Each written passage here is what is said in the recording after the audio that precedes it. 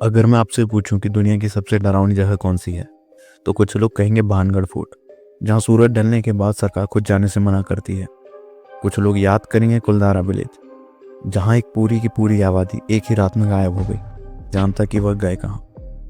भारत में ये दोनों जगह डर की मिसाल बन चुकी हैं, लेकिन आज की कहानी इनसे भी आगे जाती है। आज हम बात करेंगे एक ऐसी जगह की जिसे ना सिर्फ लोगों ने महसूस किया, बल्कि इतिहास ने लिखा, चर्च ने भी दर्ज किया और पैरानॉर्मल इन्वेस्टिगेटर्स ने भी सालों तक जांचा। और एक ऐसी जगह जिसे दुनिया ने कहा धरती की सबसे ज़्यादा डॉक्यूमेंटेड हॉन्टेड जगह। ज़्यादातर डरावनी कहानी अफवाहों के बीच जन्म लेती है। कोई कह देता है और कहानी बन जाती है, लेकिन यहाँ हर आवाज़ का रिकॉर्ड है और हर साए का बयान है। यह कहानी है बोरले रेक्टरी की, एक ऐसी इमारत जो बाहर से सामान्य दिखती है, लेकिन अंदर इंसानी क्रूरता और अधूरी मौत दीवारों में बंद थी।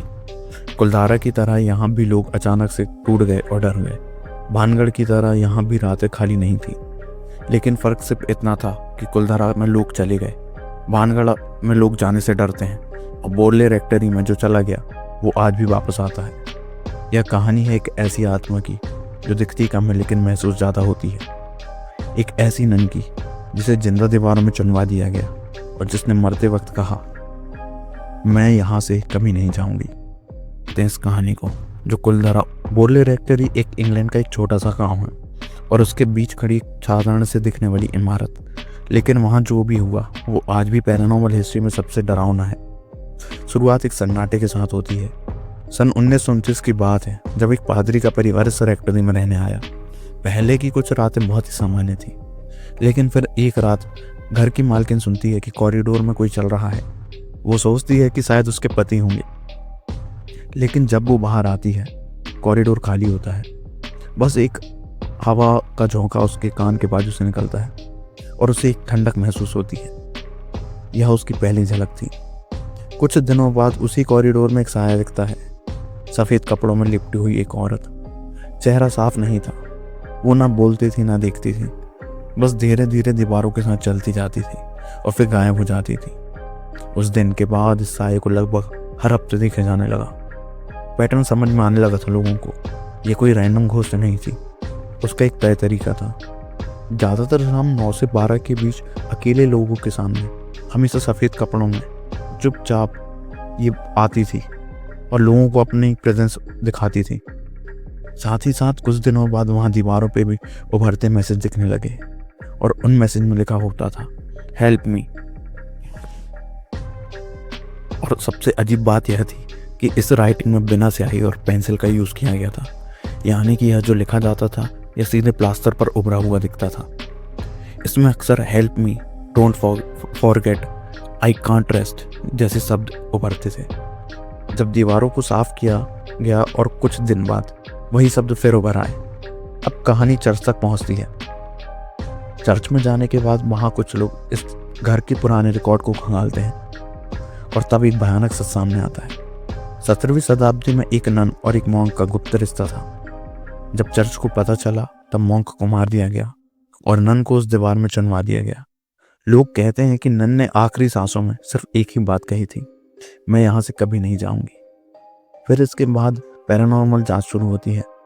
बस 1930 के दशक में यह मामला इतना बढ़ चुका था कि इंग्लैंड के सबसे मशहूर पैरानॉर्मल इन्वेस्टिगेटर को बुलाया गया, जिनका नाम था हैरी प्राइस।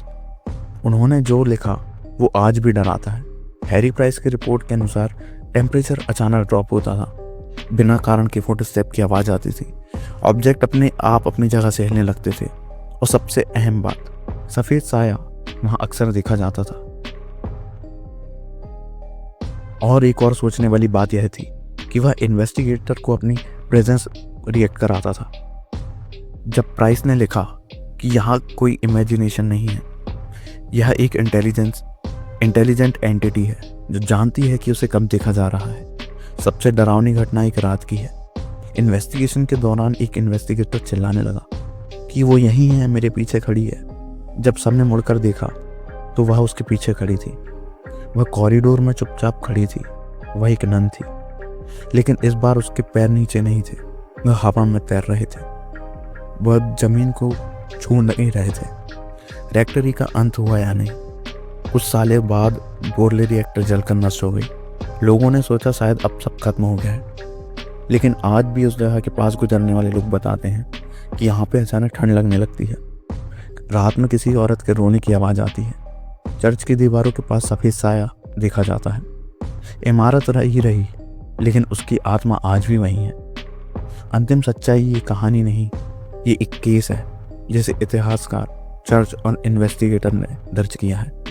यह आज भी डॉक्यूमेंट्री के रूप में मौजूद है और बोरले रिएक्टर को इसलिए कहा जाता है the most haunted place documented on the earth. तो अगर दोस्तों आपको ये कहानी अच्छी लगी हो तो आप मेरे साथ जुड़े रहें। अगर वीडियो पसंद आई हो तो लाइक करें और मुझसे कोई गलती हो गई हो तो क्षमा करें। धन्यवाद।